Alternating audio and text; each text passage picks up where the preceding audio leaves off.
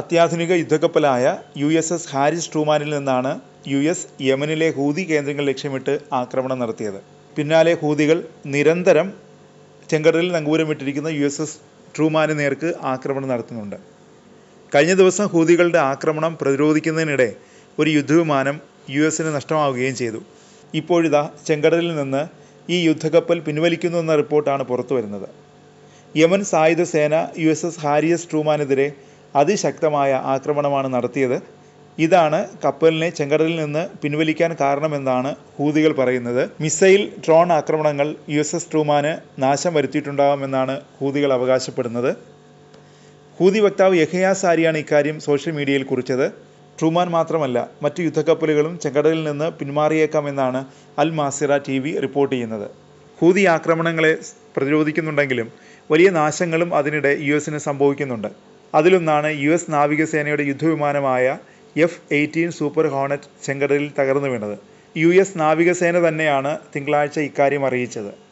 USS Harry Truman വിമാനവാഹിനി കപ്പൽ ഹൂതികളുടെ ആക്രമണത്തെ പ്രതിരോധിക്കാൻ ശ്രമിച്ചപ്പോഴാണ് യുദ്ധവിമാനം നഷ്ടമായതെന്നാണ് മാധ്യമ റിപ്പോർട്ടുകൾ പറയുന്നത്.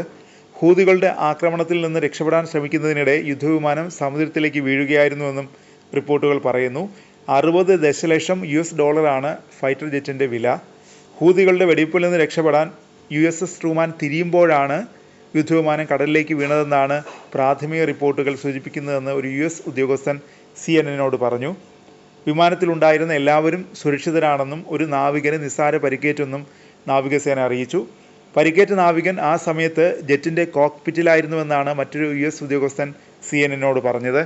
അതിനിടെ ഹൂതികൾ US സൈന്യത്തിന് കനത്ത നാശനഷ്ടങ്ങൾ വരുത്തുന്നത് തുടരുന്നു. കഴിഞ്ഞ 6 ആഴ്ചയ്ക്കുള്ളിൽ ഹൂതികൾ 7 MQ-9 റീപ്പർ ഡ്രോണുകൾ വെടിവെച്ച് വീഴ്ത്തി. ഓരോ ഡ്രോണിനും കുറഞ്ഞത് $30 മില്യൺ വില വരും. അതിനൊപ്പം ഹൂതി ശക്തി കേന്ദ്രങ്ങളും വെടിക്കോപ്പുകളും ആയുധ സംഭരണശാലകളും ലക്ഷ്യമിട്ട് US യമനിൽ വ്യോമാക്രമണം തുടരുകയാണ്. യമനിലെ ഹൂതി കേന്ദ്രങ്ങൾ ലക്ഷ്യമിട്ടാണ് US ആക്രമണം. കഴിഞ്ഞ ദിവസം യമനിലെ റാസ് ഈസ ഓയിൽ ഡിപ്പോയ്ക്ക് നേരെ US ആക്രമണം നടത്തി. ആക്രമണത്തിൽ 80 പേർ കൊല്ലപ്പെട്ടു, 150 പേർക്ക് പരിക്കേൽക്കുകയും ചെയ്തു. പിന്നാലെ യമൻ സായുധ ഗ്രൂപ്പും തിരിച്ചടിച്ചു. ചെങ്കടലിലെയും അറബിക്കടലിലെയും US യുദ്ധക്കപ്പലിൽ ലക്ഷ്യമിട്ടാണ് ഹൂതികൾ ഒപ്പം ടെൽ അവീവിന് സമീപവും ഹൂതികൾ ആക്രമണം നടത്തി. US യുദ്ധക്കപ്പലായ USS കോൾ വിൻസണിൻ്റെ എസ്കോർട്ട് കപ്പലിലും ചെങ്കടലിലെ USS ട്രൂമാനും നേർക്ക് ആക്രമണം നടത്തിയതായി ഹൂതികൾ അവകാശപ്പെട്ടു.